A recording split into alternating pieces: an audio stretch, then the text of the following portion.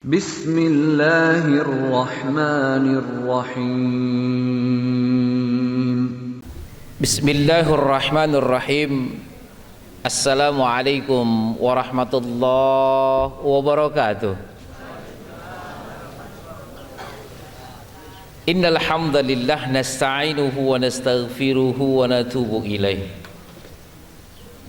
Allahumma shalli ala nabiyyina Muhammad sallallahu alaihi wasallam wa ala alihi wa ashabihi wa man tabi'ahum bi ihsanin ila yaumiddin. Asyhadu an la ilaha illallah wa asyhadu anna Muhammadan abduhu wa rasuluh. Qala Allah ta'ala fil Qur'anil Karim, a'udzu billahi minasy syaithanir rajim. Bismillahirrahmanirrahim. Lirrijali nasibum mimma tarakal walidani wal aqrabun walin nisa'i nasibum mimma tarakal walidani wal aqrabun mimma qalla minhu aw kathur nasiban mafruḍa. Shadaqallahul azim. Yang kira-kira maknanya Allah memindah milikkan semenjak seorang menghembuskan napas terakhir, semua yang menjadi miliknya Allah pindahkan kepada ahli warisnya yang laki-laki dan yang perempuan sesuai dengan ketentuan yang Allah sudah tetapkan. Surat An-Nisa ayat 7. Wa qala Rasulullah sallallahu alaihi wasallam an Ibni Abbas radhiyallahu anhuma qala qala Rasulullah sallallahu alaihi wasallam alhiqu al-fara'id bi ahliha fama baqiya fahuwa li aula rajulin dzakarin. Shadaqa Rasulullah sallallahu alaihi wasallam. Diriwayatkan dari Ibnu Abbas radhiyallahu anhuma, beliau berkata, Rasulullah sallallahu alaihi wasallam telah bersabda dengan kata perintah, berikanlah hak waris yang Allah sudah tentukan itu, tentunya sesuai dengan Al-Quran, kepada siapa sebenarnya pemiliknya atau penerimanya, dan jika ada sisanya nanti diberikan kepada nasab laki-laki yang paling dekat kepada si mayit. Muttafaq alaih.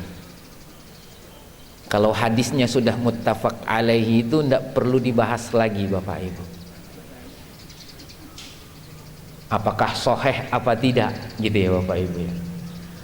Alhamdulillah wa syukrilillah, selalu dalam kajian mawaris kami ajak para pendengar, hadirin hadirat yang berbahagia. Tadi kita sudah bertahmid dan bersalawat kepada Rasulullah sallallahu alaihi wasallam. Tentunya selanjutnya tidak lupa bersyukur kepada manusia, utamanya kepada pengurus pengelola Islamic Center Madiun dan seluruh yang jajarannya yang telah memudahkan kita bertemu di sini, memfasilitasi tadabbur Al-Quran tematik. Tema yang kami bawa tentang ayat-ayat mawaris bagian ketiga. Ini pertemuan kita ketiga, alhamdulillah. Kemudian hari ini kita mulai dengan 3 komponen Islam, yaitu akidah, syariah, dan muamalah.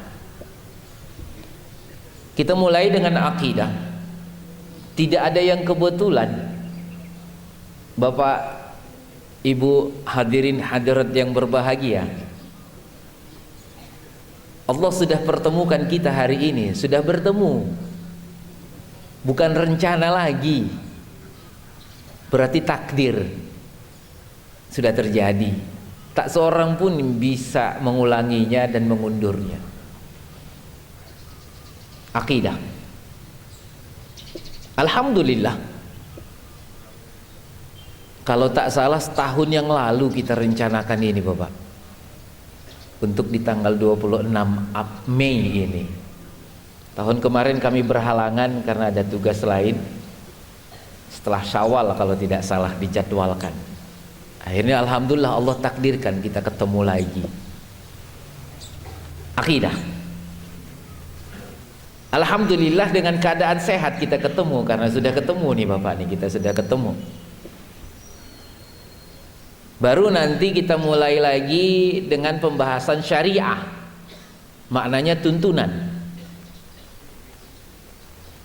prosedur, aturan main, tata cara, kira-kira seperti itulah makna syariah itu.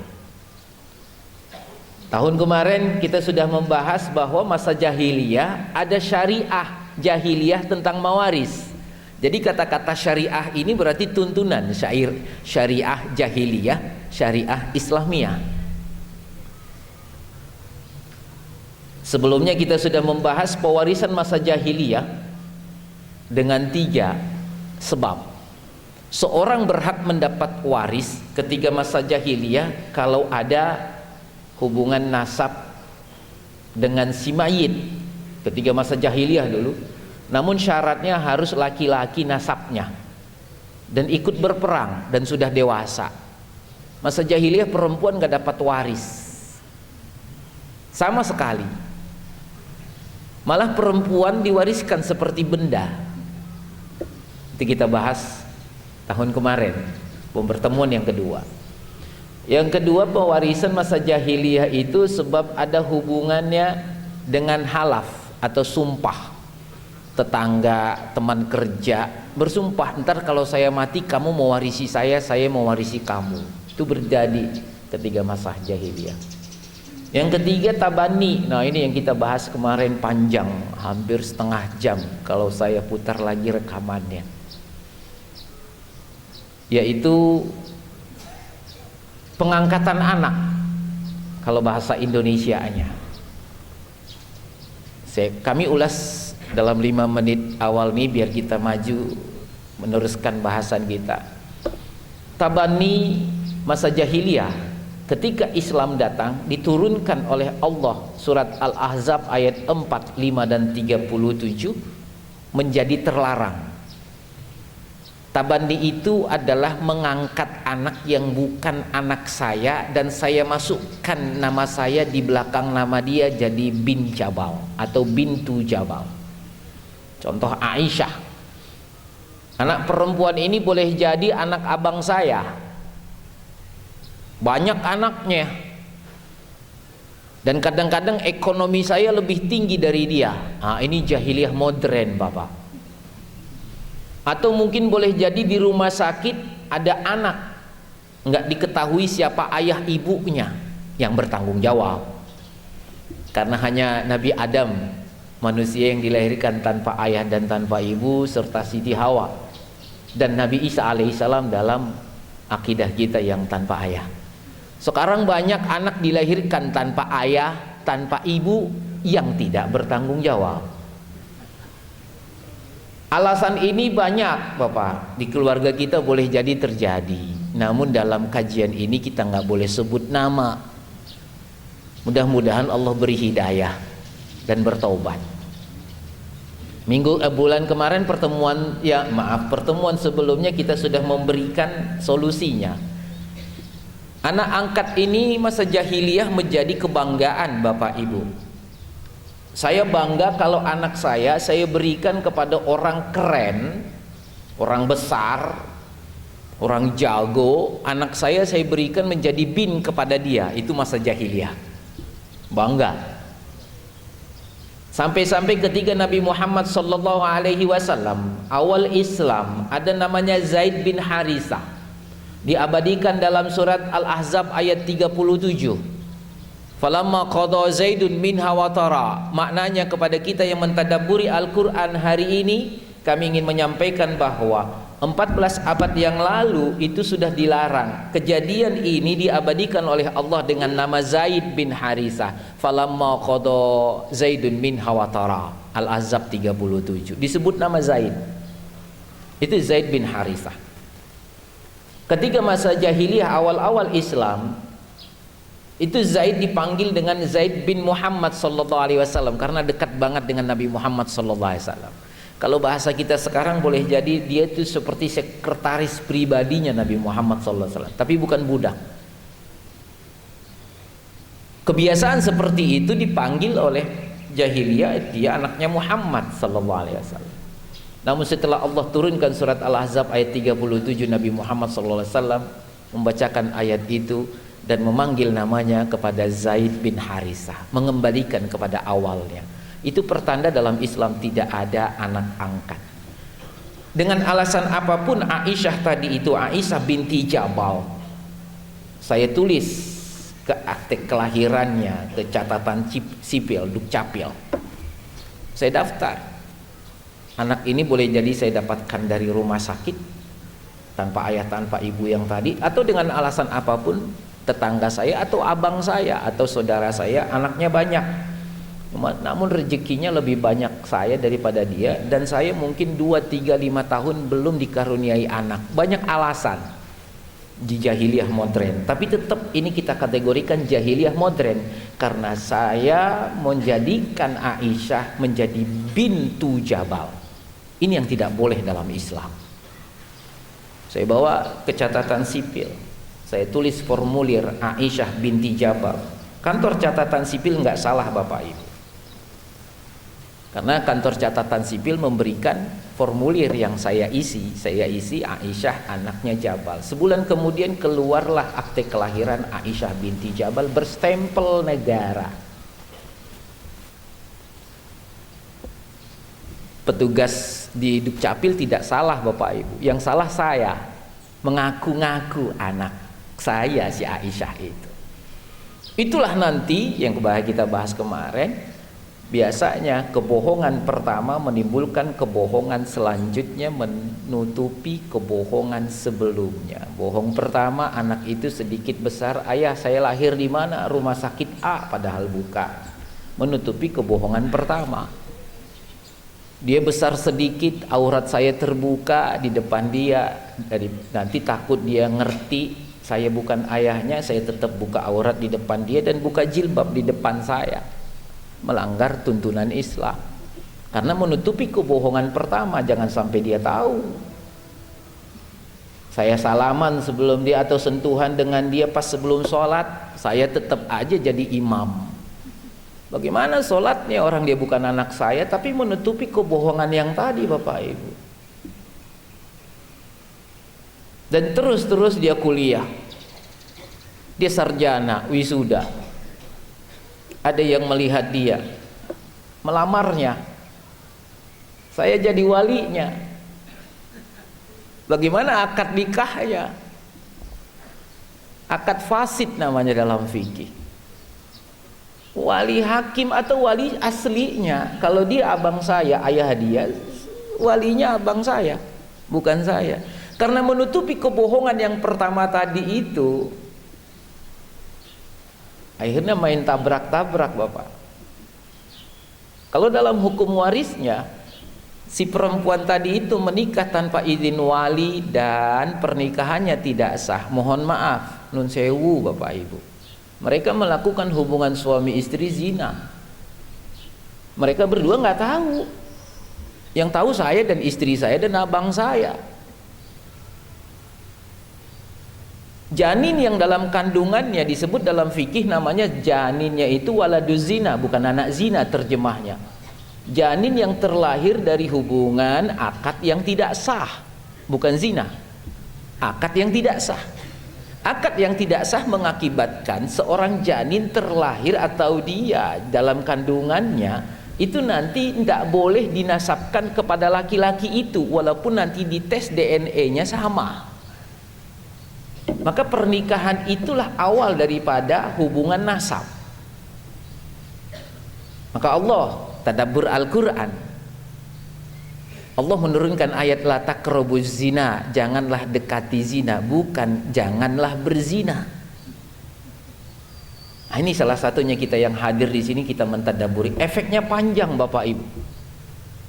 Gara-gara satu saja tadi, saya ngaku sebagai ayahnya si Aisyah. Bagaimana nanti nasab si anak itu? Nasabnya kepada ibu yang mengandungnya, bukan kepada laki-laki tadi, karena itu bukan ayah nasab dia. Kalau bahasa Indonesianya bukan ayah kandung dia Bapak Ibu, karena nggak sah pernikahannya mereka. Kalau si laki-laki meninggal dunia, si perempuan dan si anaknya tadi itu nggak dapat waris. Itulah sebabnya panjang tadi Bapak Ibu. Hadirin hadirat yang berbahagia, izinkan kami dari mimbar yang berbahagia ini, mimbar yang mulia ini, untuk menyampaikan ayat-ayat Allah ini. Ketika ada seorang yang meninggal dunia, apa yang harus kita lakukan pada setiap kematiannya?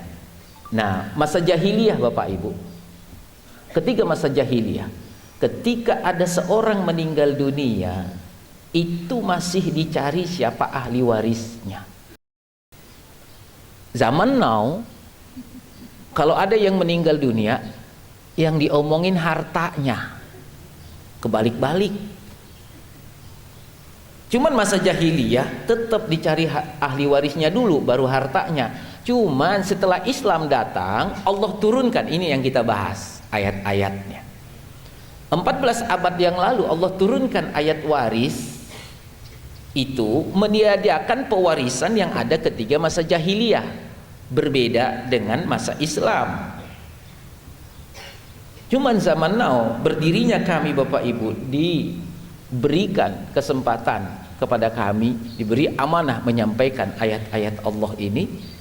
Mudah-mudahan sedikit demi sedikit yang sudah menjadi karakter umat Islam, khususnya di Indonesia, masalah waris mulai berubah.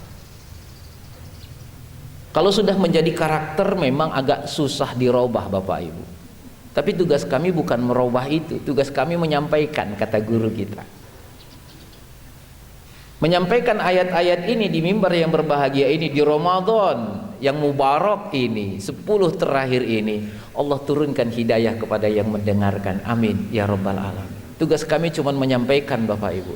Mohon maaf pemirsa televisi ICM, Islamic Center Muhammadiyah, dan semua yang hadir di sini, yang hadir di sini khususnya, yang mendengarkan, yang melihat nanti rekamannya di channel YouTube ICM, dan jamaah, kami sampaikan juga salam jamaah keluarga Sadar Mawaris. Sampai sekarang ada WhatsApp grup kita 58 Bapak, sampai Amerika, orang Indonesia yang ada di Amerika, di Qatar, di Brunei, di Indonesia, mudah-mudahan menonton nanti ini.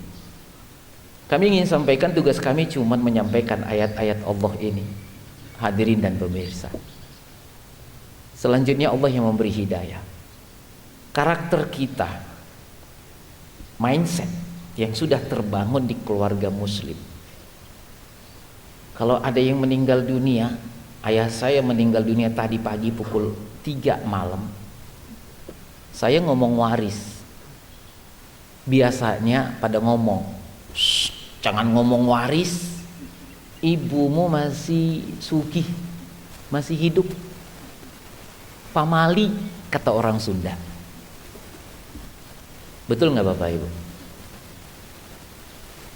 Ini mudah-mudahan yang ingin kita bangun, karakter jamaah Islamic Center Madiun dan jamaah yang mendengarkannya.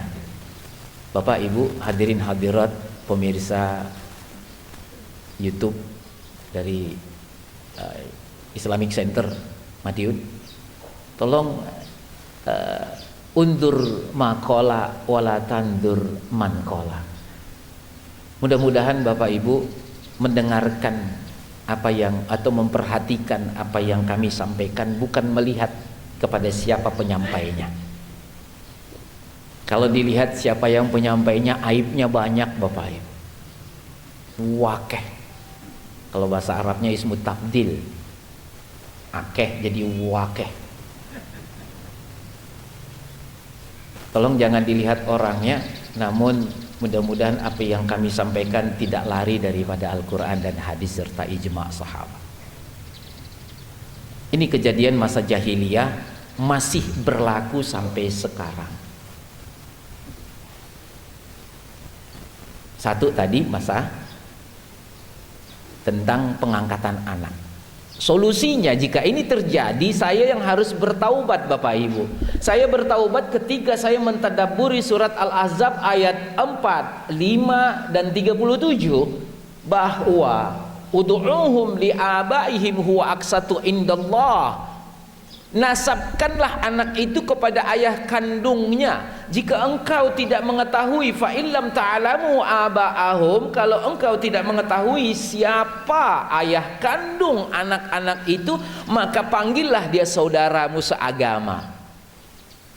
Fa ikhwanukum fid din wa mawalikum. Jangan kamu nasabkan kepadamu. Perintah Allah. Satu ayat. Tidak cukup, Allah turunkan surat Al-Ahzab ayat 5. Tidak cukup juga Allah turunkan surat Al-Ahzab ayat 37, falamma qada Zaidun minha watara zawwajnakaha. Kita tadabburi ayat ini. Ketika Zaid bin Harisah menceraikan istrinya bernama Sayyidah Zainab binti Jahsyin. Menceraikan.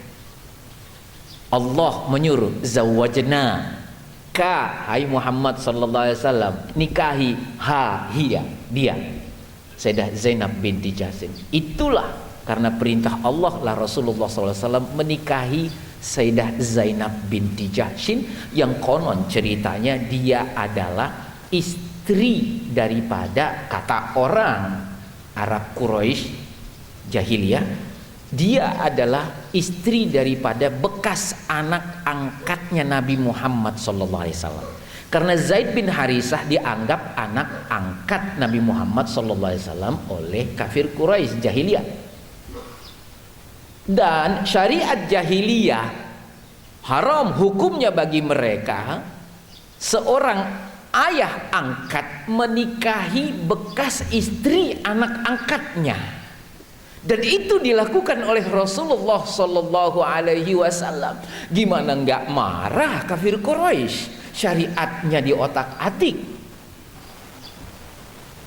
Yang membela, kalau kita tarik sedikit sirah nabawiyah, yang sangat membela juga dari kafir Quraisy Nabi Muhammad Sallallahu Alaihi Wasallam, termasuk Abu Lahab. Tapi ketika Rasulullah SAW berumur 40 dan turun ayat, beliau diberikan Al-Quran, diturunkan Al-Quran kepada Nabi Muhammad SAW, terusik kafir Quraisy, pembesar-pembesarnya terusik. Siapa ini? Rasulullah SAW. Kami belajar dari ulama kita. Saya baru mendengar sirah nabawiyah ini dari Al-Fadil Ustaz Abdul Somad ketika beliau menyampaikan sirah nabawiyah. Nabi Muhammad SAW lahir, itu Abu Lahab membebaskan budaknya. Tolong lihat dulu, adakah anak saudara saya, istri saudara saya sudah melahirkan? Karena Nabi Muhammad SAW dalam kandungan ibunya, ayahnya sudah meninggal dunia. Pamannya Abu Lahab,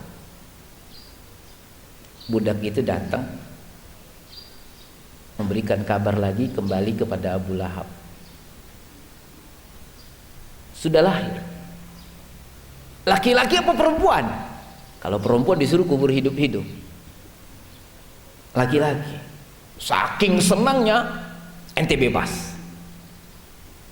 Saking senangnya mendengarkan Nabi Muhammad SAW lahir, ketika itu dibebaskan. budaknya yang tadi yang memberitahu kelahiran Nabi Muhammad SAW. Berarti sangat membela dan sangat sayang sekali kepada ponakannya, anak saudaranya. Namun termasuk ayat ini Allah turunkan, ini yang bikin ribut pembesar-pembesar kafir Quraisy. Kenapa syariatnya diganggu?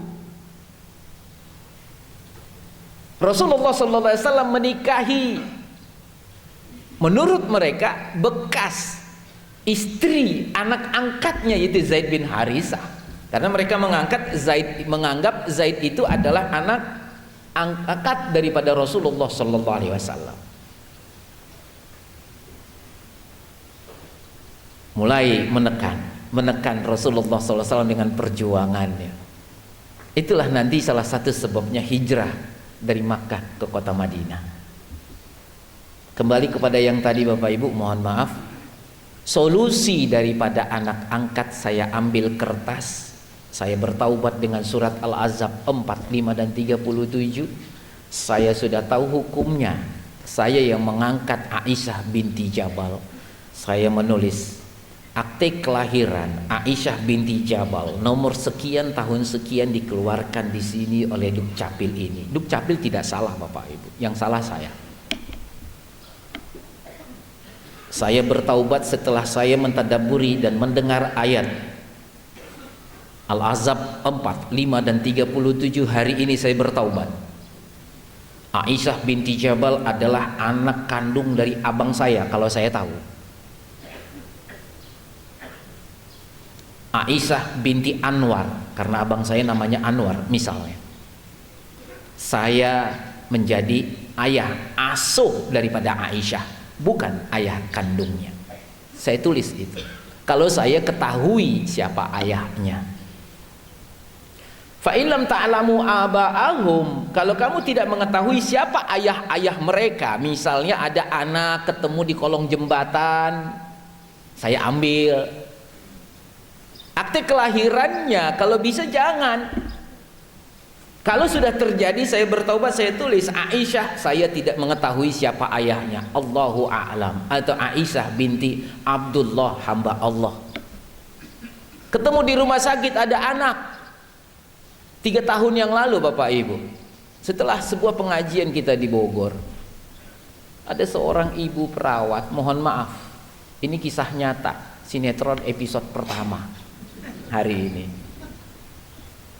Mudah-mudahan kami berusaha selalu membuat cerita yang pasti-pasti, biar nanti cerita rohnya itu ada. Sinetronnya based on true story. Setelah pengajian materi yang kemarin itu tentang anak angkat ini, seorang ibu datang ke saya. Lama banyak yang bertanya, kok dia nunggu? Saya perhatikan, nunggu sampai semua kosong. Ustaz mau nanya, iya, profesi saya bidan Ustaz. Iya. Nangis dia. Saya mau bertobat. Apa? Saya melakukan hal yang tadi yang Ustaz beritahu. Apa itu? Saya memfasilitasi jual beli anak. Sampai akte kelahirannya saya urus. Kisah nyata Bapak. Tapi jual belinya bukan saya yang diuntungkan, tanda kutip, tetap menurut dia jual beli. Ada orang miskin yang hamil nggak mampu, daripada diaborsi dia cari dan ketemu sama orang kaya yang mau membiayai. Nah dia bilang bahwa jual belinya itu membiayai hidup si suami istri tadi itu sampai melahirkan, sampai pasca kelahiran 2 tahun si bapak tadi siap membiayai, difasilitasi sama si bidan tadi. Jadi berobatnya juga dibayarin dan seterusnya sampai melahirkan. Setelah melahirkan aktenya juga dia buat. 2 anak Ustadz saya buat. Berarti saya ikut melanggar tadi itu karena akte kelahiran tadi Bapak, memfasilitasi.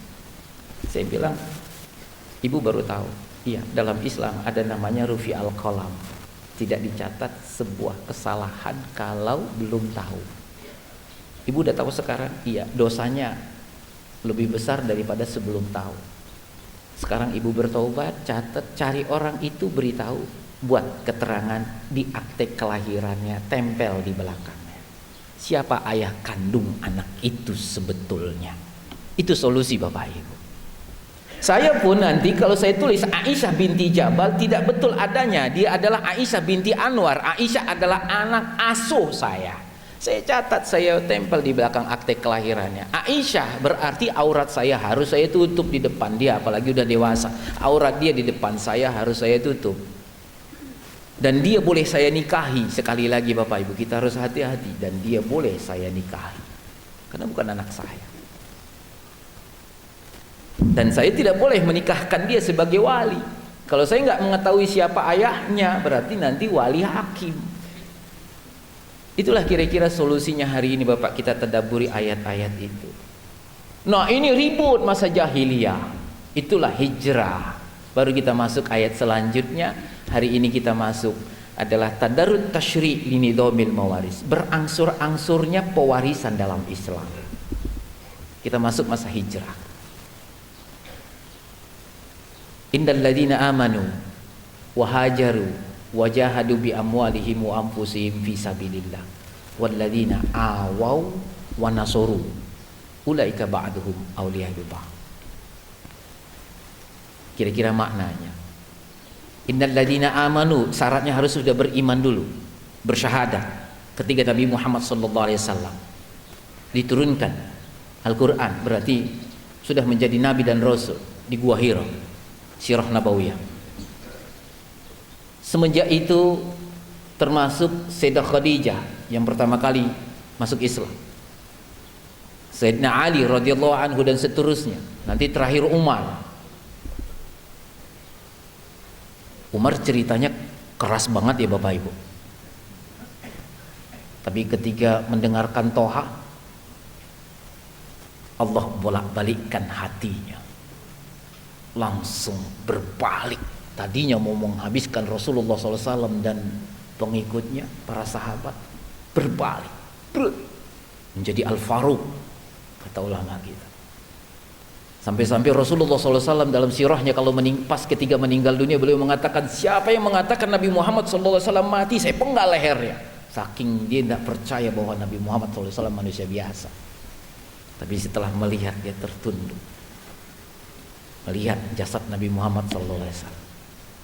Mudah-mudahan hati yang keras terhadap perintah Allah ini, terhadap waris, Allah lembutkan seperti kapas. Amin ya rabbal alamin.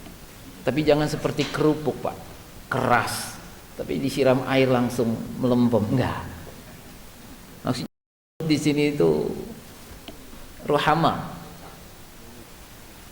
Amin ya rabbal. Ketika Allah turunkan ayat yang tadi, Al-Ahzab ayat 4, 537 menyatakan dalam Islam tidak ada anak angkat, tidak diberlakukan, maka solusinya anak asuh. Anak asuh, saya sampai kapanpun dia saya asuh, namanya juga sedekah. Dari kecil saya rawat, saya dapat pahala. Sampai dia menikah, saya bekali juga dia rumah, mobil dan seterusnya, saya dapat pahala. Tapi nggak boleh saya menikahkan dia karena saya bukan anak dia. Maaf, saya bukan ayah kandung dia. Sampai dia melahirkan, saya keluarkan duit saya seperti anak kandung saya, tapi bukan anak kandung saya. Boleh. Maka barang siapa yang sudah mengetahui bahwa ayah dan ibu kandungnya selama ini mengaku seperti itu, ternyata bukan ayah kandung dia, maafkan. Ayahku ini, mereka menutup-nutupi saya sebagai anak yang bukan anak kandung dia. Setelah mendengar ayat ini, saya maafkan mereka ya Allah. Mereka menutup-nutupi saja, takut mereka saya tahu bahwa mereka adalah bukan ayah kandung saya. Itu kalau kita sebagai anak yang diangkat.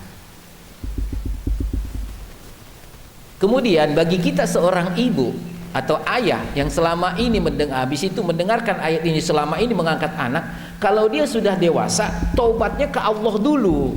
Hablum minallah, dicatat hari ini dia bukan anak kandung saya. Jangan langsung beritahu kepada dia, hai anakku sini, engkau bukan anakku, engkau saya angkat dari rumah sakit, ayah engkau tidak ada. Jujur dalam hal ini tidak boleh Bapak, bukan di situ tempatnya. Karena ditakutkan dia sudah dewasa, psikolognya terganggu. Nah, di sini bukan kita langsung memberitahu kepada dia. Maka hablum minallah, segera hablum minan nasnya, pelan-pelan kalau dia sudah dewasa. Pelan-pelan diberitahu. Karena ini kejadian nyata, kisah sinetron episode kedua. Ini kejadian di kampung saya Bapak Ibu. Saya nggak sebut nama, nanti majelis ghibah. Ayahnya yang selama ini mengaku bahwa itu adalah ayah kandung dia, emosi banget karena si anak udah mulai SMA, badung, nakal, nggak patuh. Keluar omongannya, si anak bertanya-tanya sampai dia mau membunuh ayah yang kandung dia, yang dianggap ayah kandung dia itu. Ngambil pisau di dapur Bapak. Nah, takutnya psikolog anak itu berubah, rusak. Takut dia kalau nggak bunuh orangnya atau dia bunuh diri. Ini ketika ada terjadi di keluarga kita yang sudah dewasa, solusinya kata guru kita, pelan-pelan diomongi. Yang jadi masalah nanti, Ustadz gimana kalau dia udah menikah, baru tahu ayatnya, saya udah keburu menikah karena Aisyah, batal Pak, akadnya nggak sah. Ustadz dia udah punya anak, saya udah punya cucu, ulangi akadnya Pak. Itu berarti bertaubat, itu solusi. Tapi pelan-pelan. Nanti kita tanya majelis ulama kita di Madiun kalau itu terjadi di keluarga kita. Karena tempat kita bertanya adalah di Majelis Ulama Indonesia. Kami cuma tugas menyampaikan Bapak Ibu. Ketika masa jahiliyah datang turun Islam, itulah ayat yang pertama dalam merubah dalam waris ini Bapak. Tabani tidak berlaku dalam Islam. Tapi masa jahiliyah, kalau ada yang meninggal dunia tidak berbicara harta Bapak Ibu, tapi berbicara siapa ahli warisnya. Apa syarat mendapatkan hak waris? Ada hubungan nasab laki-laki yang ikut berperang ketika masa jahiliyah. Kedua, ada hubungan dengan sumpah. Ketiga, ada hubungan anak angkat tadi itu. Itulah yang berhak dapat waris. Selain itu nggak boleh dapat waris. Masa jahiliyah, datang Islam, berubah dan dirubah oleh Allah melalui Nabi Muhammad SAW. Tabani tidak diberlakukan lagi. Anak angkat tidak boleh dapat waris dan tidak ada anak angkat dalam Islam. Siapa yang berhak mendapat waris? Yang ada hubungannya nasab. Namun sebelumnya turunlah ayat innalladzina amanu wa hajaru. Ketika masa hijrah, begitu besar tekanan-tekanan kepada Nabi Muhammad SAW dan para sahabat. Akhirnya hijrah ke kota Madinah. Ayat ini, innalladzina amanu wa hajaru wa jahadu bi amwalihim wa anfusihim fi sabilillah. Jika seorang ikut dengan Nabi Muhammad SAW berhijrah ke kota Madinah, namanya muhajir. Kemudian yang tinggal di kota Madinah itu namanya ansor. Ketika ada dua yang beriman, bersyahadat kepada Nabi Muhammad SAW, langsung berarti sahabat karena langsung jumpa dengan Rasulullah SAW. Ikut hijrah ke kota Madinah, kakak beradik. Kakaknya nggak ikut, masnya nggak ikut ke Madinah, tapi adiknya yang ragil itu ikut dengan Nabi Muhammad SAW. Ayat ini menyatakan ketika awal Islam, kalau adiknya yang di Madinah ikut hijrah tadi meninggal dunia, bukan kakaknya mendapat waris yang tidak ikut. Ini makna tadabbur ayat tadi. Innalladzina amanu wa hajaru, yang berhijrah, wa jahadu bi amwalihim wa anfusihim fi sabilillah walladzina awaw wa nasaru, yang mereka saling dengan muhajir dan ansor saling tolong menolong, itu saling mewarisi, ta'akhu al-mu'akhar antara kaum muhajirin dan ansor. Rasulullah SAW akan menunjuk kalau kaum muhajir ini, adiknya yang tadi yang hijrah ke kota Madinah, meninggal dunia di kota Madinah, maka yang berhak mendapat warisnya, tidak berbicara harta, yang berhak mendapat warisnya jika ada adalah kaum Ansor yang ditunjuk oleh Rasulullah sallallahu alaihi wasallam melalui ayat ini. Inilah sejarah pewarisan Bapak Ibu. Jahiliyah, awal Islam. Ketika hijrah. Walladzina amanu walam yuhajiru, ya orang yang beriman dan tidak berhijrah dengan Nabi Muhammad sallallahu alaihi wasallam, yang tinggal di kota Mekah, tidak ikut ke kota Madinah, walaupun itu abang dia, ada hubungan nasab, ketika awal Islam tadi itu tidak saling waris mewarisi.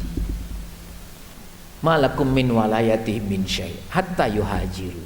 Adiknya meninggal, tidak mewariskan hartanya kepada abangnya yang enggak ikut hijrah. Awal Islam. Tapi ini tidak lama Bapak Ibu. Setelah Fathu Makkah, Rasulullah SAW diperintahkan untuk merebut kembali kota Mekah, bukan memerangi. Nah ini sirahnya harus kita pahami. Tapi strateginya kalau diperangi, perangi. Tapi bukan memerangi, merebut kembali kota Mekah, disebut dengan Fathu Makkah. Strateginya. Sampai-sampai Rasulullah SAW sebelum masuk kota Mekah menyatakan, siapa yang masuk ke rumah Abu Sufyan aman. Itulah sirah Nabawiyah ketika merebut kembali kota Mekah, aman dengan baik, tentram, tidak terjadi pertumpahan darah. Nah setelah Fathu Makkah tidak ada lagi yang namanya Muhajirin dan Ansor. Inilah kata ulama, lal hijrah ba'da fathi Makkah. Tidak ada yang disebut dengan hijrah hakikiyah setelah Fathu Makkah. Tidak ada lagi sebutan Muhajirin dan Ansor dalam Islam yang hakikinya. Tapi hijrah yang majazi sekarang dari alam kegelapan, yang tadi banyak masalahnya, banyak melanggar sholatnya tidak betul, hijrah tanda kutip, hijrah majazi namanya. Tapi hijrah yang hakiki antara Muhajirin dan Ansor setelah Fathu Makkah tidak ada lagi. Ini sirah Nabawiyahnya. Allah turunkan ayat mawaris. Bagaimana kalau ada yang meninggal dunia setelah Fathu Makkah? Allah turunkan surat Innal ladina wa ulul arhami ba'duhum aula bi ba'din fi kitabillah. Pewarisan, kalau ada yang meninggal dunia antara muslim Islam, kakak beradik meninggal dunia setelah Fathu Makkah, pewarisannya hubungan kekerabatan, namun belum rinci. Jadi kalau dalam ulumul Qur'annya, ayat yang pertama mansukhoh, tapi tetap ada dalam Al-Quran, tapi hukumnya tidak boleh dipakai. Nasikh wa mansukh namanya dalam ulumul Qur'an. Ayat yang pertama kami bacakan tadi tidak boleh dipakai zaman now. Tidak ada lagi antara Muhajirin dan Ansor. Ayat yang kedua memansuhkan ayat yang pertama, disebut dengan nasikhah. Tapi tidak boleh lagi dipakai sekarang karena setelah Fathu Makkah tidak lama kemudian turun ayat An-Nisa ayat 7, 11, 12, 176. Inilah yang kita pakai sampai akhir zaman.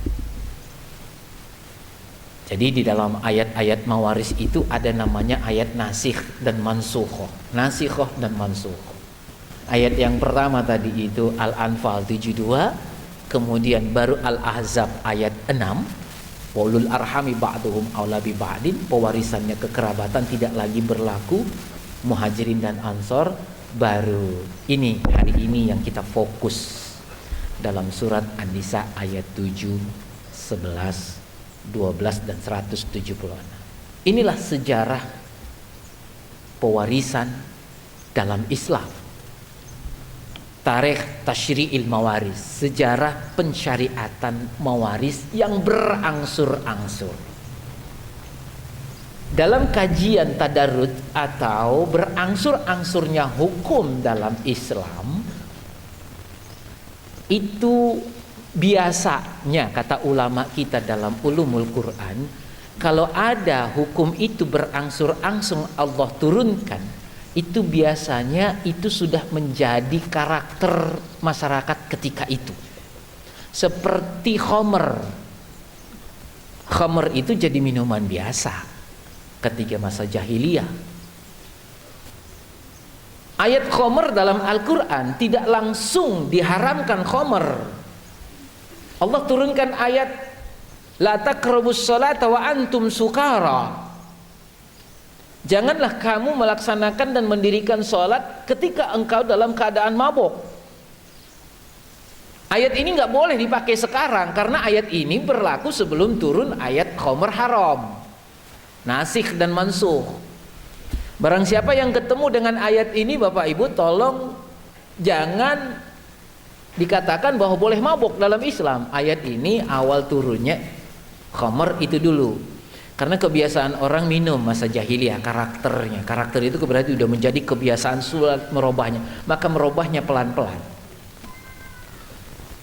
Kalau ini dibaca Bapak, orang yang biasa mabuk dia pakai ayat ini, mantep banget Pak Ibu. La taqrabus sholata wa antum sukara, ana masih boleh sholat. Kapan dia mulai mabuk? Kalau bukan dalam Ramadan, dia subuh, dia mabuk mulai jam 6. Dia tahu porsinya berapa botol sampai dia mabuk. Nanti dekat zuhur dia mau sholat ala waktiha. Ini keren banget nih. Dia sholat ala waktiha tapi mabuk karena dia pakai ayat itu. Salah. Dia dari subuh dia mabuk 2-3 botol 4 botol dia cekek gitu ya. Dia mabuk, hilang akal. Kan johor dia siuman Pak, jam 11 jam 12 dia siuman, dia mandi, dia sholat. Karena saya kan sadar ketika sholat, ayat itu menyatakan janganlah sholat ketika engkau dalam keadaan mabuk, karena engkau nggak tahu apa yang engkau baca. Dia selamat dalam ayat ini katanya. Dari zuhur ke asar pendek waktunya, dia cuma 1 gelas 2 gelas lah dia minum, nggak nyampe mabuk. Dari asar sampai maghrib sama pendeknya, ya paling 2-3 jam ya Pak. Maghrib sampai isya cuma sejam, dia nggak mabuk tuh, dia kan berani. Tapi isya sampai subuh dia pesta Pak, karena panjang. Ayat ini nggak boleh dipakai seperti itu karena ada ayat selanjutnya turun. Innamal khamru wal maisiru wal azlamu wal ansabu rijsun min amali syaitan fajtanibu. Dengan turun ayat ini berarti sedikit pun khamr itu haram. Ustaz, dingin Ustaz, negara kutub, kalau nggak mabuk nggak anget dah. Ini masyarakat Indonesia yang ada di luar negeri yang ada salju Pak. Untung saya belum pernah merasakannya. Ramadan kemarin musim panas, tapi panjang 18 jam Bu, 16 jam paling cepet. Maghrib jam 7.30, isya subuhnya jam 3.40 atau jam 4. Puasa berarti dari jam 4 sampai 7.30. Alhamdulillah, karena pakai AC gedungnya jadi nggak kerasa Pak. Alhamdulillah. Bagi Bapak Ibu yang udah merasakannya juga, dingin, kalau musim dingin saya belum merasakan Pak, itu ada alasan seperti itu. Maka dengan ayat itu nggak boleh tawar-tawar, sedikit banyaknya nggak boleh. Kalau bahasa fikihnya haram, kalau bahasa gaulnya nggak boleh. Dikit aja Tat, nggak boleh. Karena kalau dibilang haram, Ustaz, pasti begitu biasanya kalau pendekatannya begitu Pak. Begitu juga lah mawaris. Berarti barang siapa yang tidak melakukan penentuan, nah ini kata-kata penentuan. Masa jahiliyah saja itu ada penentuan dulu baru berbicara harta. Kenapa masa sekarang kalau ada yang meninggal dunia, ayah meninggal dunia, kami pernah roadshow ke daerah Pekalongan. Saya tanya ketika sebelum tablik akbar seperti ini keliling, saya tanya kebiasaan masyarakat Pekalongan bagaimana. Kalau ibu yang meninggal dunia Ustadz, kami tidak berani ngomong waris. Kenapa?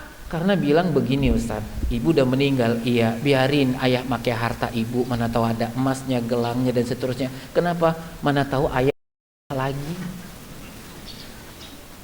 Akhirnya perintah Allah tidak dilakukan.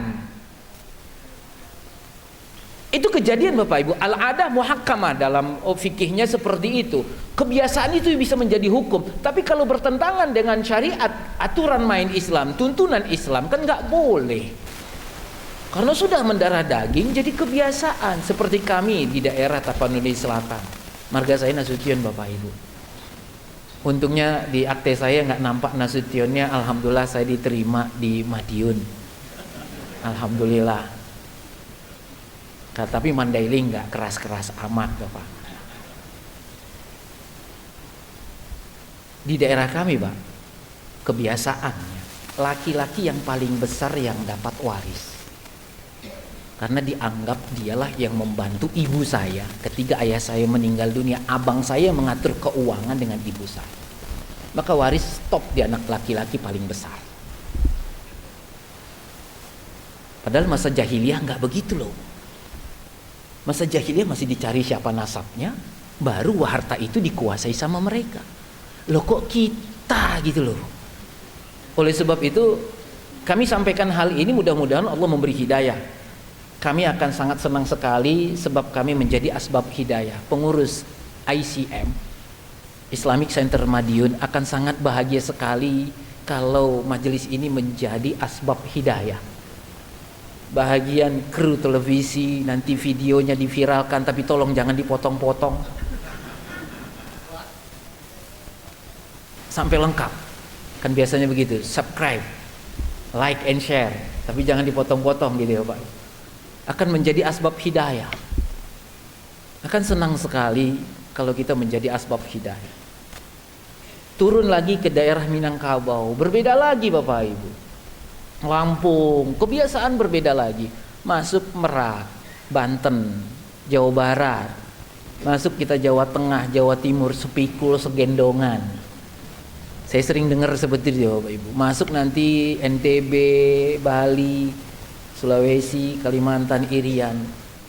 Beda-beda, itu baru Indonesia Pak. Belum lagi tetangga Malaysia, Brunei, Singapura, Filipina yang ada muslimnya. Terus belum lagi Asia, Pasifik, dunia akan berbeda-beda. Tapi seorang muslim, kitabnya satu, betul Bapak? Nabinya satu, syahadatnya cuma itu doang. Saya tadi melihat di depan mobil Muhammadiyah, logonya syahadat ya Pak. Itu untuk mengingatkan kita terus syahadat, komitmen. Saya muslim. Aturan mainnya ayat Al-Quran. Yang menjadi adat kebiasaan di Jawa Tengah tadi itu pelan-pelan mudah-mudahan berubah. Yang ada kebiasaan di Madiun, kalau dia bertentangan dengan hukum Islam, mari kita jangan semarakkan. Mari kita hidupkan ilmu waris ini. Allah turunkanlah surat An-Nisa ayat 7. Lirrijali nasibum mimma tarakal walidani wal aqrabun walin nisa'i nasibum mimma tarakal walidani wal aqrabun mimma qalla minhu aw katsur nasiban mafruḍa, yang kita bacakan di ayat tadi di awal. Allah pindahkan milik laki-laki, seorang meninggal dunia detik menghembuskan napas terakhir. Ayah saya meninggal jam 3 tadi, semua miliknya Allah yang pindahkan kepada ahli warisnya laki-laki dan perempuan. Yang dicari bukan hartanya, namun ahli warisnya laki-laki dan perempuan dapat. Ini menunjukkan bahwa syariat Islam berbeda dengan syariat jahiliyah. Jahiliyah laki-laki saja yang dapat waris. Dalam Islam perempuan pun dapat waris. Maka bagi ada yang menuntut laki-laki kenapa 2:1? Kalau bahasa kitanya untung dikasih, kan begitu Pak. Kan masih untung Pak daripada masa jahiliyah. Mohon maaf Bunda, 2:1 itu tidak selalu perempuan 2:1. Kita masuk dalam Islam. Jahiliyah tidak dapat sama sekali. Dalam Islam, laki-laki dan perempuan berhak. Mimma qalla minhu aw katsur. Untung dikasihnya berarti perempuan diangkat derajatnya dalam Islam.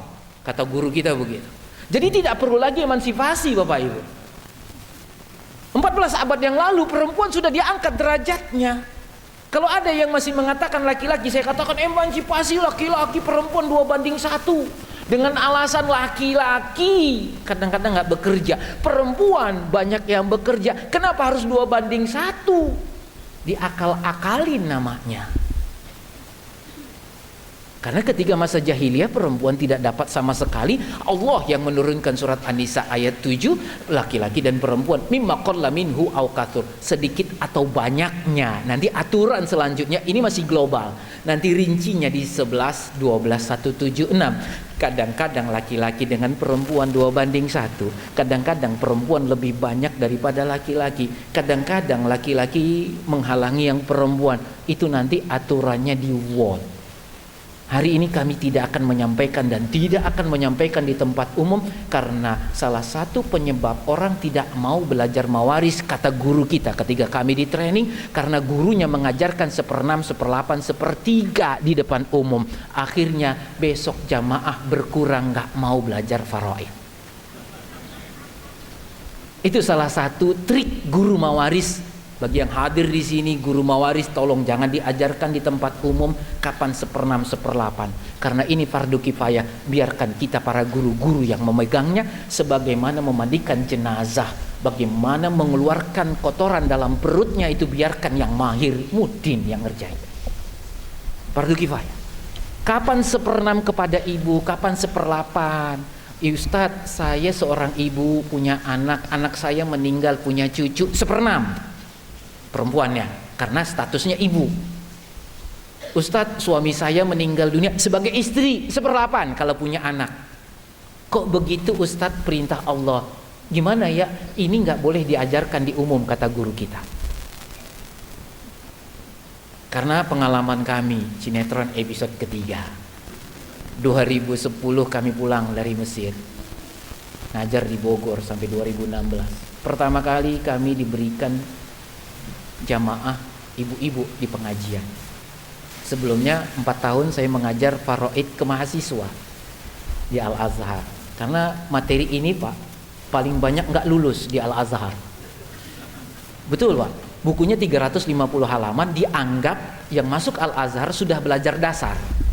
Padahal di pesantren-pesantren kita belum kuat dasarnya ternyata. Ketika masuk ke Al-Azhar, bingung. Langsung main hitungan, hafalan ayat, 350 halaman kitabnya Pak.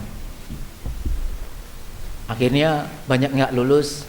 Kami bertekad menyampaikan ilmu ini dari guru kita Ustadz Abdul Malik Imam Nasirin yang kami belajar dari Gontor tahun 93. Alhamdulillah cara syajarah miras memudahkan teman-teman kita. Banyak yang lulus alhamdulillah karena mereka semangat belajar. Itu yang kami ajarkan di majelis pengajian ibu-ibu ketika pertama kali kami di Bogor. Pertemuan pertama ramai pertanyaannya. Pertemuan kedua kami mulai masuk seperti ini, ayat Al-Quran. Pertemuan ketiga sudah mulai masuk 1/8, 1/6. Pertemuan keempat tinggal panitianya saja Pak. Ustadz, ngajarinnya susah. Saya udah umur 50 masih disuruh ngitung. Karena saya sampaikan sesuai dengan ketika di Mesir. Suruh ngafalin, ibu kalau meninggal ini berapa bagian ibu? Ya kan malu ditanya kalau nggak bisa Pak. 2012, 2013 kita robah cara pengajarannya seperti ini. Alhamdulillah. Karena kata guru kita, Kiai Haji Zarkashi pendiri Gontor, at-thoriqah ahammu minal maddah. Cara itu lebih penting daripada materi yang ingin kita sampaikan. Tapi ada yang lebih penting lagi.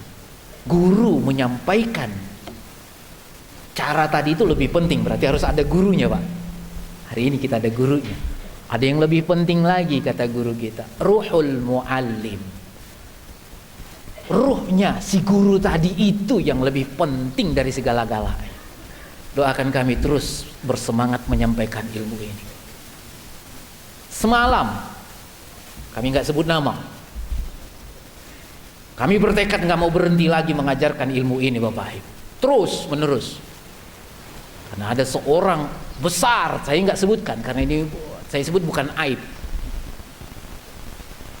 Ada meninggal dunia yang mestinya penentuan yang dilakukan hari ini, penentuan yang harus dilakukan sebelum pembahagian harta, kata ulama kita at-taqsim qabla tauziyah.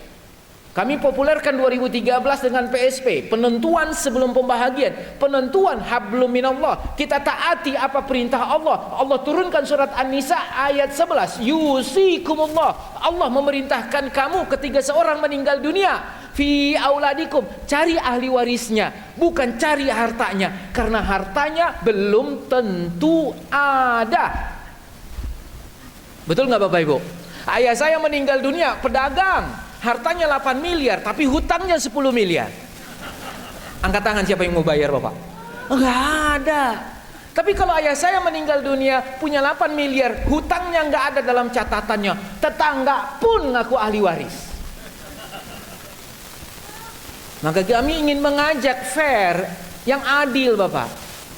Maka Al-Quran menyatakan tidak membicarakan harta, tapi membicarakan siapa ahli waris. Disebut penentuan. Rahasianya mawaris di situ saja Pak. Kata guru kita Syekh Ati Abdul Mawjud Al-Azhari mengajarkan kita at-taqsim qabla taujih. Ya ibni, ajarkan ini. Why? Kenapa mawaris itu penentuan sebelum pembahagian? Karena perintah Allah, bukan karena hartanya Pak. Karena kalau harta merubah cara pandang kita Pak, tetangga pun pengen minta upah denger. Bagi waris ya, iya upah denger dong. Ini yang menjadi sumber permasalahan di keluarga muslim Bapak. Maka hari ini kami sampaikan ayat ini, yusikumullah fi auladikum. Jika ada yang meninggal dunia, cari dan tentukan siapa ahli warisnya. Lidzakari mislu hadzil unsayain. Ayah saya meninggal dunia tadi jam 3. Saya yang mahir saya wakilkan. Yang lain belum tentu tahu, yang akan bikin ribut. Karena karakter keluarga saya, mawaris adalah bagi harta. Maka saya yang harus menentukan, yang sudah paham. Usikum wa iya yang mendengarkan ini, tolong didengarkan lagi terus, tolong didengarkan lagi terus sampai menjadi karakter di keluarga kita. Bapak Ibu pulang dari pengajian nanti maghrib, boleh enggak di 10 Ramadan terakhir ini kita di keluarga tolong lakukan simulasi kematian masing-masing.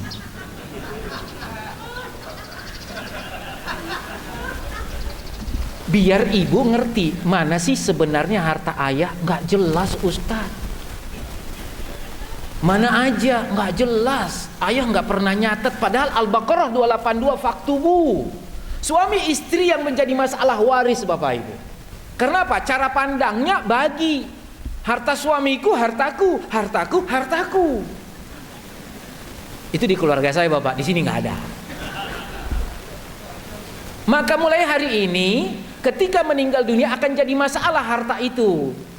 Saya punya harta 88 miliar. Maaf, ayah saya mengumpulkan harta 8 miliar dalam bentuk rumah, kebun, kelapa sawit, mobil dan semuanya. Dia tidak mendapat pahala dari harta yang dia kumpulkan detik ia meninggal dunia. Karena aturannya detik ia meninggal dunia, harta itu pindah ke ibu saya 1 miliar. 1/8 surat An-Nisa ayat 12. Fa in kana lakum waladun falahunna tsumunu mimma taraktum. Bunda, kalau suami bunda meninggal dunia, kalau ayah meninggal dunia, bunda punya anak 1 laki-laki, aturannya Allah istri 1/8, anak laki-laki 7/8. Bunda cuma dapat 1 miliar. Tapi ayah saya tidak dapat pahala dari harta yang dia kumpulkan 8 miliar Pak. Maka sebelum meninggal dunia, catat harta masing-masing, langsung keluarkan zakatnya ke ICM. Saya tidak promosi Bapak, karena zakat perintah Allah. Karena kita lagi di ICM Pak, ICM katanya Pak. Zakat dari harta kita, mana suami, mana istri, mana harta suami, mana harta istri, catat masing-masing. Al-Baqarah 282.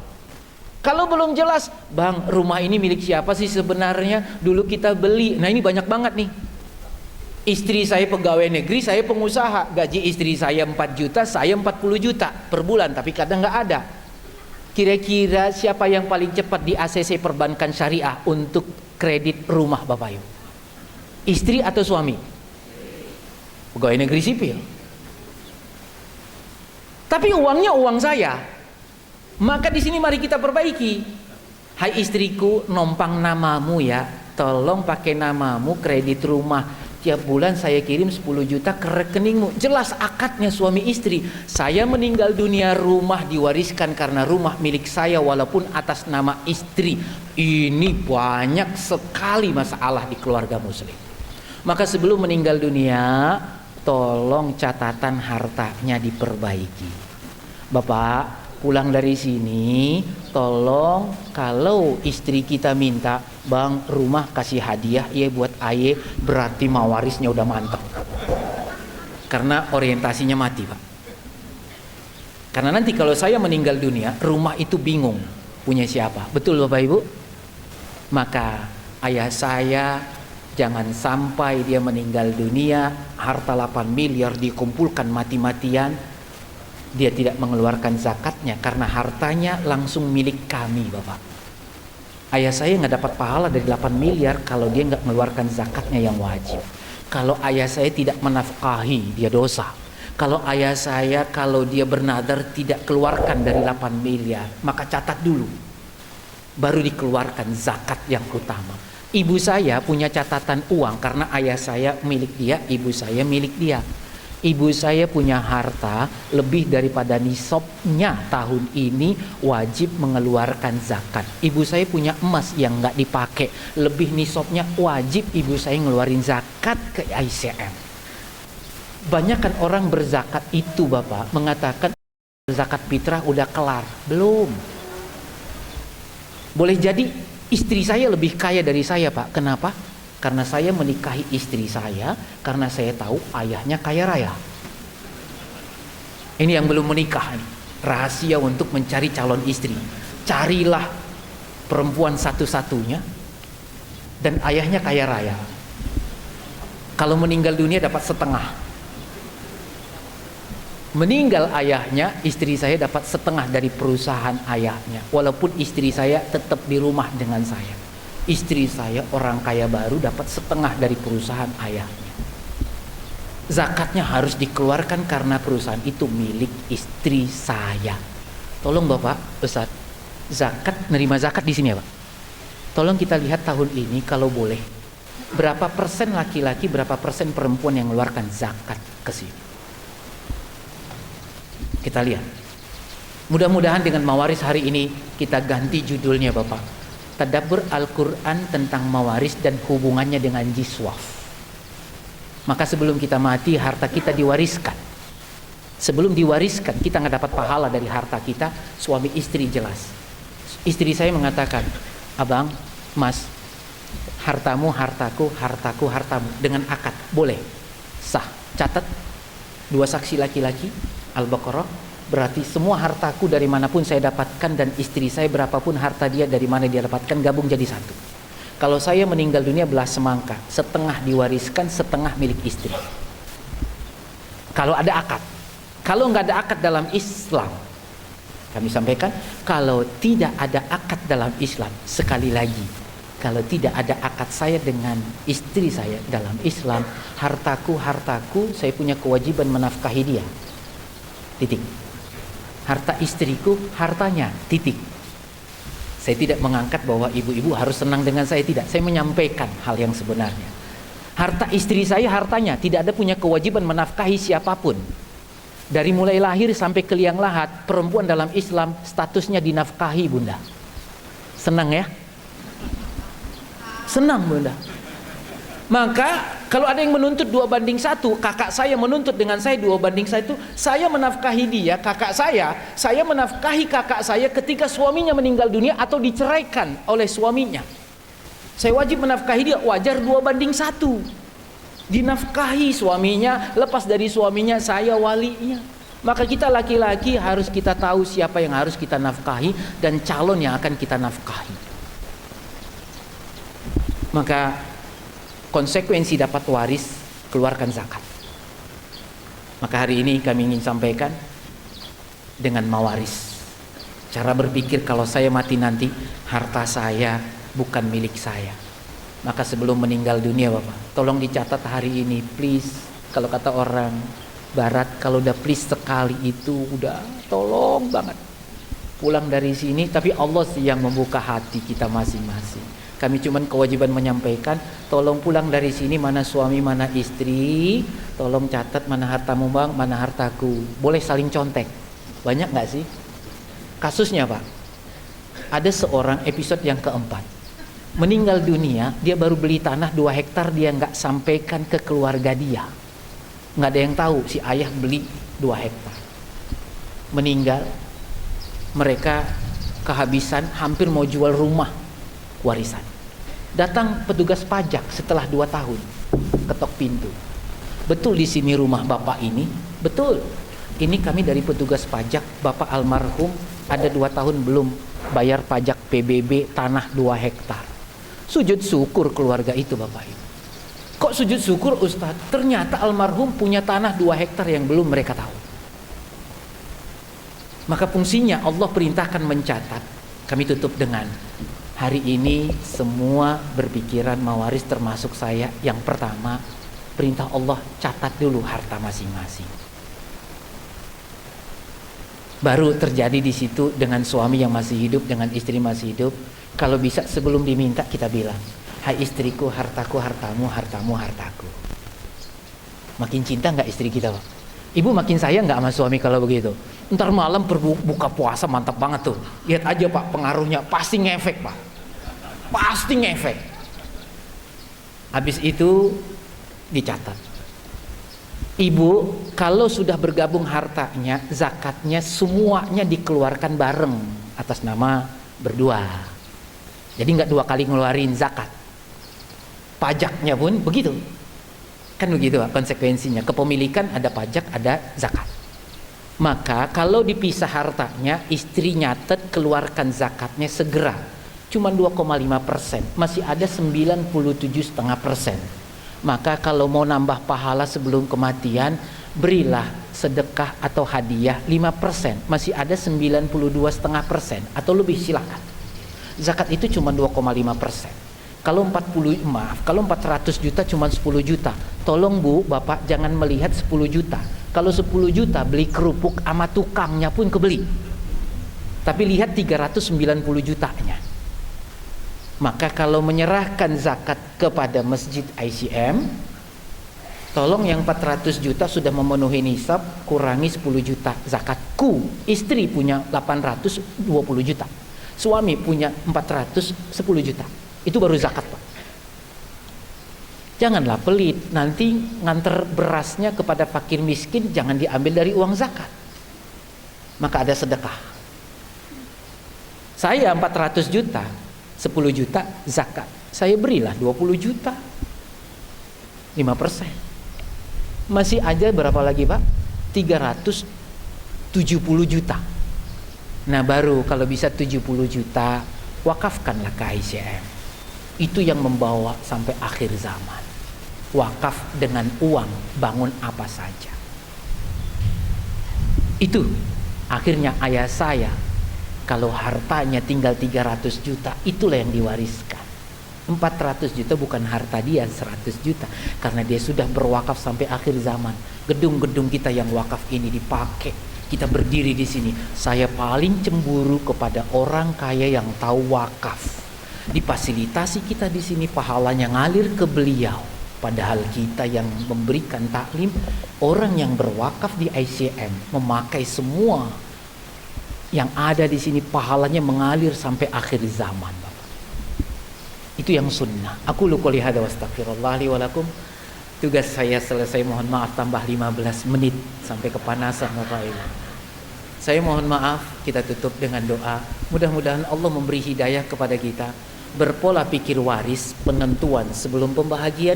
Kalau ada yang meninggal dunia, cari ahli warisnya, berapa hak masing-masing. Tidak perlu Bapak Ibu. Kalau Bapak Ibu bingung, telepon kami di ICM. Layanan gratis, maka lewat telepon, nggak boleh datang. Kalau datang bayar Ustadz berapa ya? Fitnah lagi Bapak Ibu. Iya kalau mau ngasih. Sedikit ya saya bilang, Pak tak tembak langsungnya Bapak ya. Iya kalau mau ngasih, kata guru kita. Kalau kata guru kita, orang berbicara waris, dia berbicara duit. Jangan minta uangnya, nggak bakal kasih dia Bang. Kata guru kita, buat dia aja masih kurang. Keluarganya buktinya berantem Pak.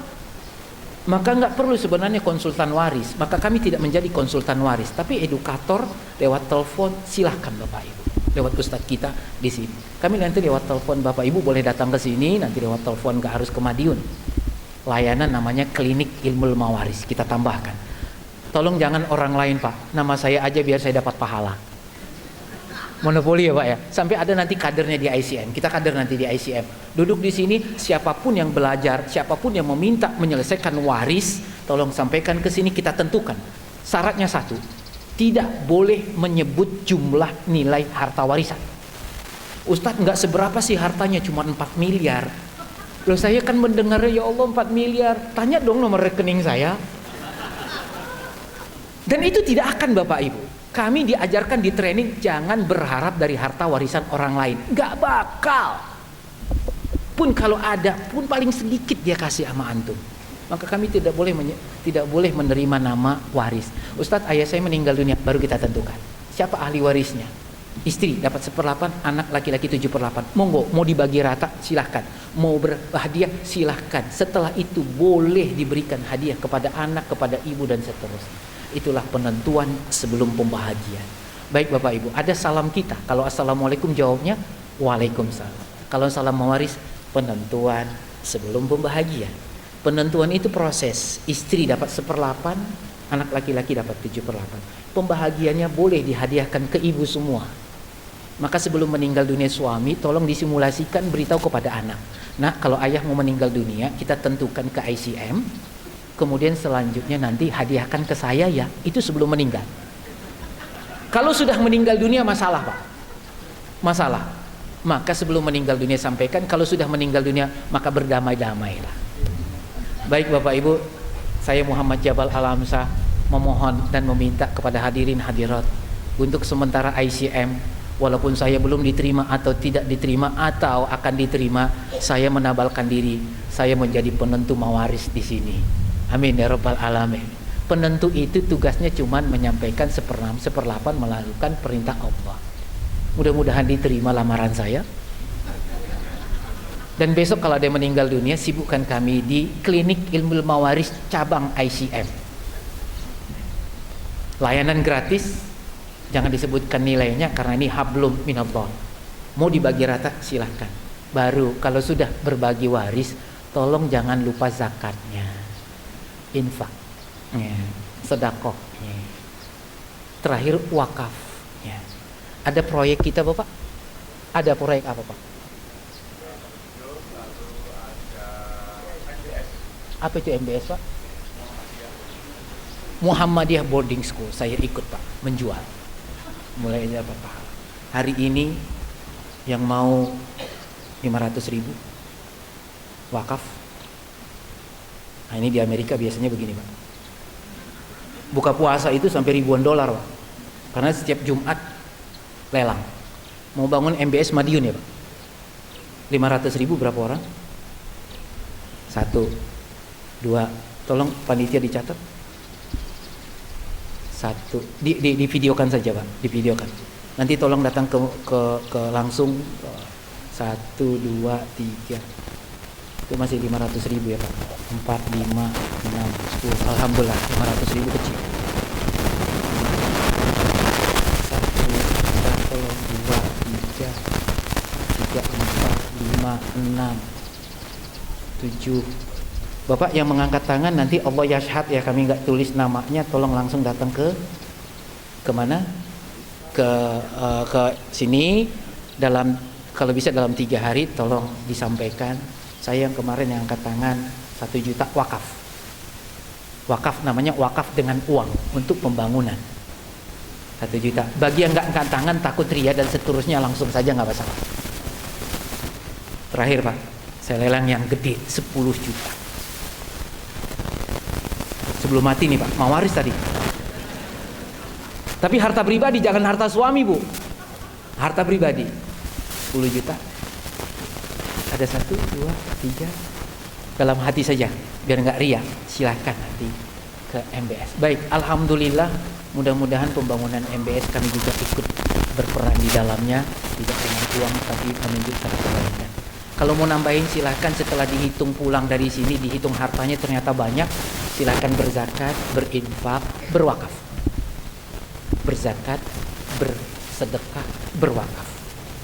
Kalau orang yang tahu wakaf, dia tidak akan memberi hadiah, tapi tolong hadiah karena untuk dipakai hari-harian. Wakaf tidak boleh dipakai oleh pengurus. Maaf ya.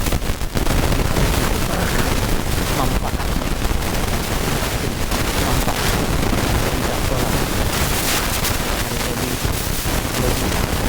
semua mat yang punya wahana. Amin. Ya Rabbal Alamin. Dan itu corporate wakaf. Hasilnya nanti terlihat. Baik Bapak Ibu, mudah-mudahan saya menjadi adal alal khair. Apa ini menunjukkan sebuah kebaikan sama dengan pelaku kebaikannya. Karena tadi itu kita meninggal dunia nggak bawa apa-apa Bapak. Itu milik ahli waris kita semua. Maka 8 miliarnya ayah saya, dia harus mengeluarkan zakatnya, dia mengeluarkan nafkahnya, dia mengeluarkan dia nazarnya kalau dia bernazar, dia mengeluarkan sedekahnya biar tambah pahalanya, dia mengeluarkan wakafnya. Tapi jangan semua pas dia meninggal dunia misalnya tinggal 6 miliar, 2 miliar itu bukan milik dia, dan itu akan dibawa sampai mati dengan wakaf tadi. 6 miliar milik ahli waris.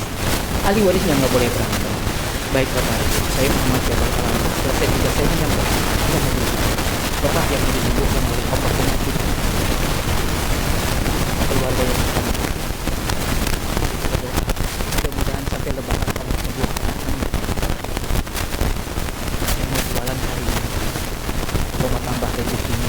Hanya kepada Allah kita minta rozak. Kita tutup dengan akidah. Tadi akidah syariah, muamalah boleh berbagi rata, berbicara dengan keluarga, tapi Allah dulu dahulukan baru. Sekarang kita tutup. Yang mau menikahkan anaknya selepas sholat lebaran haji, ini kepada Allah kita.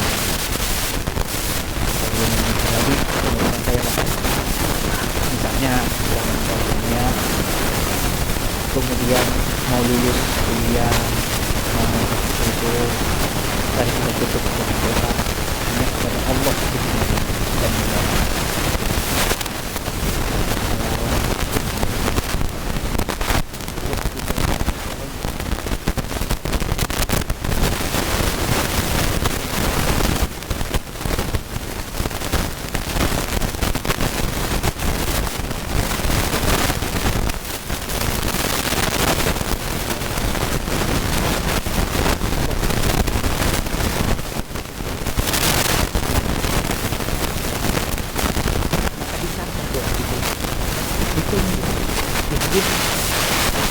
Kalau Allah kabulkan dengan usaha, kata Syekh Imam Syahrawi, al-qulub al-jawarih ta'mal wal qulub tatawal. Baca indra kita berusaha semaksimal mungkin dan hati kita tahu. Harta, rezeki, kesehatan, jodoh Allah sudah tetap. Kalau Allah belum kabulkan, berarti Allah menunda, bukan tidak mengabulkan.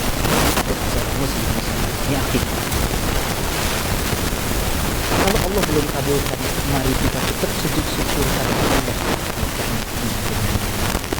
kesehatan tetap ini kita tolong syukur, mensyukuri kesehatan kita hari ini. Tolong mensyukuri, bukan berdoa, mensyukuri. Ya Allah, saya sembuh hari ini, sehat hari ini. Walaupun rokok saya belum laku 2 tahun, tapi saya sehat hari. Bangun dari sujud syukur, sehat kembali, jantungnya jalannya bagus, darah mengalir, penyakit lari karena berawal dari hati. Itu kata guru kita dokter. Mohon dikabulkan juga doa kami. Mudah-mudahan 10 tahun yang akan datang ada di setiap provinsi rumah mawaris klub. Rumah mawaris klub ini ruko 2 lantai dari wakaf. Guru-guru ngajar mawaris dan tahsin Quran gratis di setiap provinsi. Doakan kami dan guru-gurunya nanti juga disejahterakan. Itu 10 di setiap penyakit. Itu doa kami sekarang sudah kuat. Baik Bapak Ibu, doanya tidak banyak, satu saja. Hadirkan Allah dalam pengabdian doa. Kalau Allah belum mengabulkan, bersabar. Sujud syukur karena Allah ganti dengan kebaikan. Allah berfirman dalam Al-Quran, Bismillahirrahmanirrahim, qala rabbukum ud'uni astajib lakum.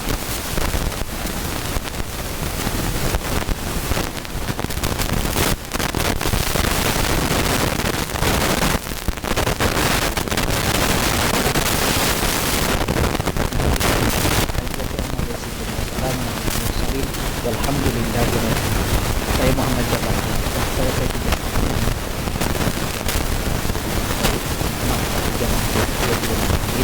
Saya Muhammad Jabal. Salam mawaris penentuan sebelum Tuhan. Sekali lagi Bapak Ibu. Salam mawaris penentuan sebelum. Assalamualaikum warahmatullahi wabarakatuh.